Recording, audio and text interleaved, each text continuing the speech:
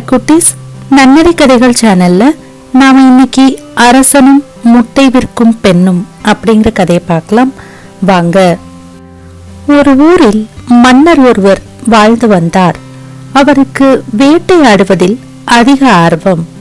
அவர் தமது ஆயுதங்களுடனும் காவலாளிகளுடனும் வேட்டைக்கு சென்று வேட்டையாடிவிட்டு அரண்மனைக்கு திரும்புவார்.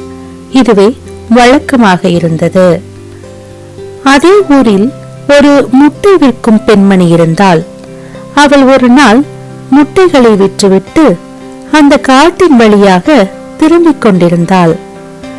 அப்போது அவள் தன் வீட்டுக்கு தேவையான விறகுகளையும் சேகரித்துக் கொண்டு சென்று கொண்டிருந்தாள். வழியில் ஒரு ஆப்பிள் மரத்தை கண்டாள். அதில் காய்த்திருந்த ஆப்பிள்களை பார்த்ததும் தன் குழந்தைகளுக்காக பறித்து செல்லலாம் என்ற எண்ணம் அவளுக்கு தோன்றியது. ஆப்பிள்களை பறிப்பதற்காக கீழே கிடந்த கற்களை ஆப்பிள் மரத்தின் மேல் எறிந்தாள். அதில் சில ஆப்பிள்களும் விழுந்தன. அதை எடுத்துக்கொண்டு மேலும் சில பழங்களை பறிப்பதற்காக மீண்டும் ஒரு கல்லை வீசினாள். அந்த கல் குறித்தவரி பறந்து சென்று மறுபக்கத்தில் தன் காவலாளிகளுடன் பேசிக் கொண்டிருந்த அரசன் தலையில் விழுந்தது. அவன் தலையில் காயம் பட்டது.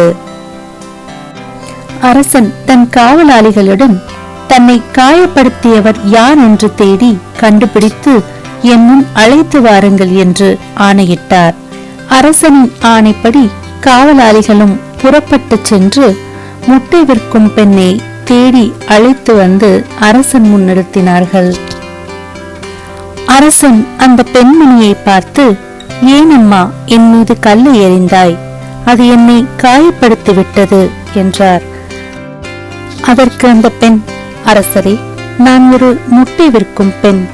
காட்டின் வழியாக வரும் பொழுது விறகுகளை சேகரித்துக் கொண்டு சென்றேன். வரும் வழியில் மரத்தில் பழங்கள் இருப்பதை பார்த்ததும் என் குழந்தைகளுக்கு பசிக்கு உணவாக அளிக்கலாம் என்று எண்ணினேன். அந்த பழங்களை பறிப்பதற்காகத்தான் கல்லை எறிந்தேன். அது உங்கள் மீது தவறுதலாக பட்டுவிட்டது. அந்த தவறுக்கு நான் தான் காரணம். என்னை மன்னித்து விடுங்கள் என்று அரசனிடம் வேண்டினாள்.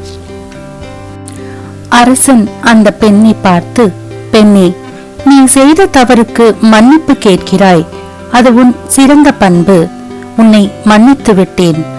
நீ அறியாமல்தான் என் மீது கல்லை எறிந்திருக்கிறாய் என்று கூறினார்.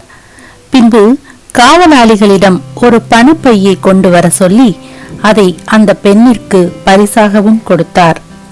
அவள் மன்னனிடம் மீண்டும் மன்னிப்பு கேட்டுக்கொண்டு பணப்பை கொடுத்ததற்கு நன்றியும் சொல்லி அரசனிடம் விடைபெற்று கொண்டு அங்கிருந்து புறப்பட்டாள்.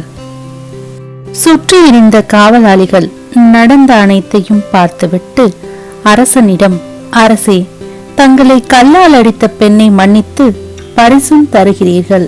இச்செயல் வியப்பாக இருக்கிறதே என்றனர். அதற்கு மன்னர், அவள் வேண்டுமென்று என்னை கல்லால் அடிக்கவில்லை. பழங்களை பறிக்கவே கல்லால் அடித்திருக்கிறாள். அது தவறுதலாக என் மீது பட்டு என்னை காயப்படுத்திவிட்டது. அதற்கு அந்த பெண் மன்னிப்பும் கேட்டுவிட்டாள். மன்னிப்பு கேட்பவர்களை மன்னிப்பதே பெரிய பண்பு. மேலும் அவள் குழந்தைகளுக்காகவே பழங்களை பறித்தாள் என்று சொன்னாள். அதற்காக அந்த பணப்பையையும் நான் கொடுத்துள்ளேன் என்றார். காவலாளிகள் மன்னரின் பெருந்தன்மையை புரிந்து கொண்டனர். ஓகே குட்டீஸ், இந்த கதையிலிருந்து நாம தெரிஞ்சுக்கிறது என்னன்னா, செய்த தவறுக்கு மன்னிப்பு கேட்பதே சிறந்தது. நான் மற்றொரு நன்னறி கதையுடன் உங்களை சந்திக்கிறேன். இந்த கதை உங்களுக்கு பிடிச்சிருந்ததுன்னா லைக் பண்ணுங்க.